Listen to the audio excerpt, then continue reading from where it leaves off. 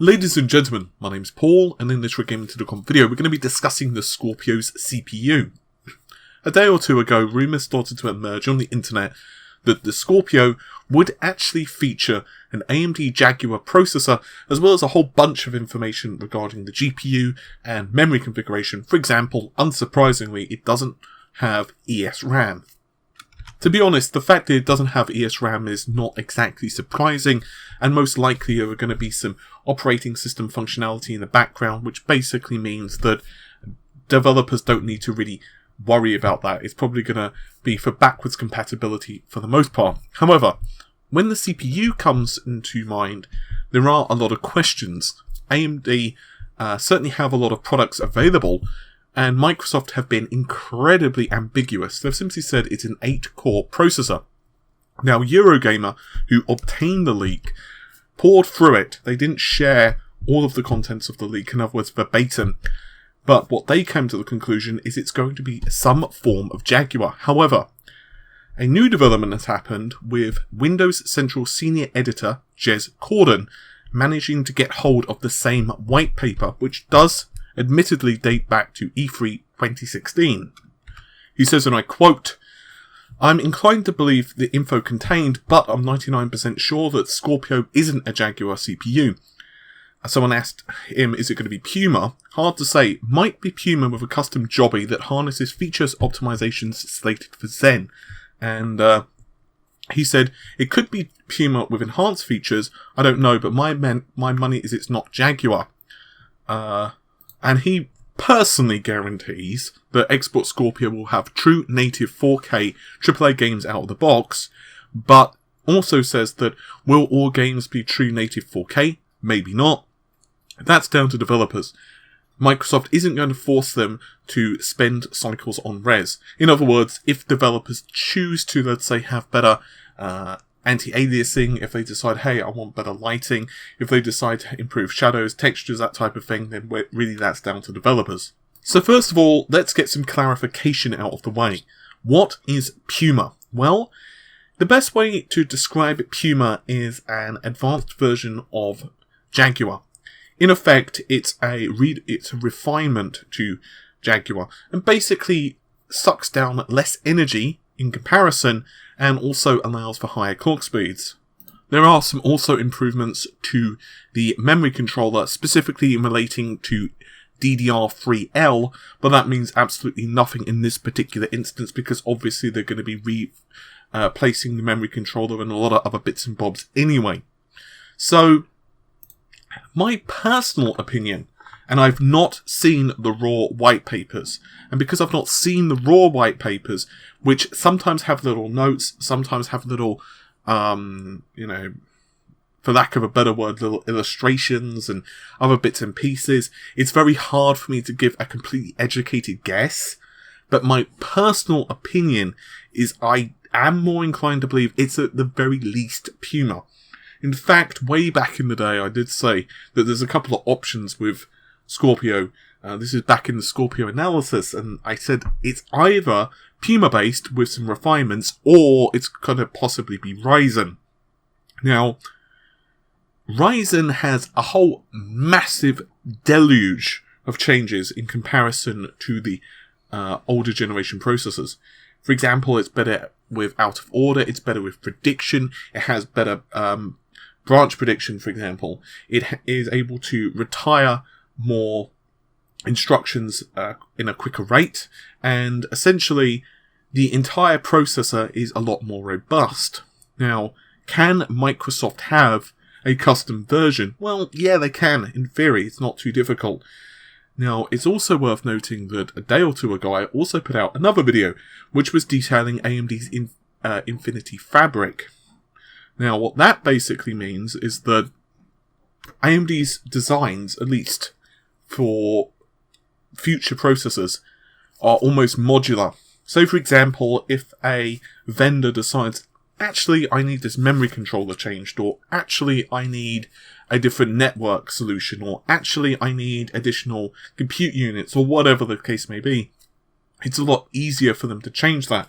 An example was given actually with I think it was a custom network controller And normally it would take them about 6 months to implement that, whereas now it takes them about, I don't know, 3 or 4 hours. That's just how incredible you can actually bring up the design process. It means that AMD can much more confident when it comes to pursuing contracts, because essentially they know that they can actually have a faster turnaround. They know that they can basically put out prototype hardware, do a respin if necessary, then put out a different version, do another respin, and so on and so on and so on. So I personally believe it does make more sense for the CPU to be faster. Now, unfortunately, that doesn't tell us clock speeds, whether it's going to have hyper-threading, SMT. I don't want to say hyper-threading because that's Intel's terminology. And what level of customization is there is also down to your interpretation. Now, for example, the PS4 Pro, I don't want to turn this into a PS4 Pro versus Scorpio video, but let's take the PS4 Pro's GPU, and we do know that it has numerous features of Vega. We've been into that quite in depth before, but it doesn't have all of the features of Vega. So what's probably happened is that Sony have gone in, cherry-picked a few things that they think are most pertinent, and then gone with that. In other words, things that are not quite as far along in development, or they don't feel are as beneficial, or perhaps are going to eat up a lot of die space, or perhaps affect yields, or maybe create extra heat, or more power consumption, whatever the case may be. Then they've said, we actually don't need that. Microsoft are definitely going to do the same thing with the GPU. I'm almost positive, based upon what we know about the white papers, the fact that it's got 4 times the amount of cache compared to the older Xbox One GPU. The fact that, to be honest, it makes absolutely no sense for them to go with the older architecture. At the very, very minimum, they're going to be using Polaris. Personally, I would be incredibly shocked if they don't have Vega technology in there, because the GPU of Vega is going to release, at least according to my interview with AMD, about the kind of the twilight of the first half of the year, this year. So really, it coincides rather well with the release schedule of Scorpio, which, remember, is going to be end of 2017. Well, I say end, it's holiday 2017. So really, it makes a lot of sense. So when you start factoring in the CPU side of things, I do feel that they're going to want some level of balance. I don't think it's going to be 100% balance. I think it's definitely still going to be weighted towards the GPU, which also makes a lot of sense given that the device itself is pushing towards 4K rendering, which obviously is more GPU cycles than CPU. Another couple of things which don't exactly tell us information, but remember, developers have actually kind of said that the Scorpio sounds impressive, or is impressive. The developer behind Ori and the Blind Forest, Thomas Mahler, has actually gone on record and said that Scorpio will work with the older games, which isn't surprising, but he said essentially it's like a PC. It's almost, and I'm paraphrasing him here, this is not his exact words, but he's basically saying that, you know how on your Steam library, that if you were, for example, to have an old PC, let's say you've got, I don't know, a Q6600, 8GB of RAM, and, I don't know, a GTX 570, just for example. And then you mosey on out in a couple of months and you buy like a high-end Ryzen with, I don't know, the best graphics card you can. It's not like your old game's going to stop working. And that's essentially what Microsoft are doing with this. So it seems like he's almost saying it's a next-generation machine. It's like an entire new leap. Therefore, for it to be CPU-bound, especially when you also factor in what Phil Spencer has said, that the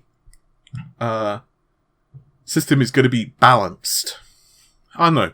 I'm not saying it is going to be a Puma, or it is going to have some Ryzen features, but I'd be more surprised if it wasn't more advanced. Just a simply higher clocked Jaguar than, you know, the reverse. With that said, clock speed is also pretty important, and we just don't really know what clock speeds are going to be able to get out of it, especially if it's going to be 16 or 14 nm based. You know, hopefully we can see at least 2.5, 2.8 gigahertz. But if there are custom architecture changes, it could also account for a lot of extra performance. Anyway, hopefully you've enjoyed the video. Excuse me, my throat is getting a bit tender, which probably means I'm coming down with the plague, which is absolutely wonderful. I'll see you all soon. Take care of yourself. Bye for now.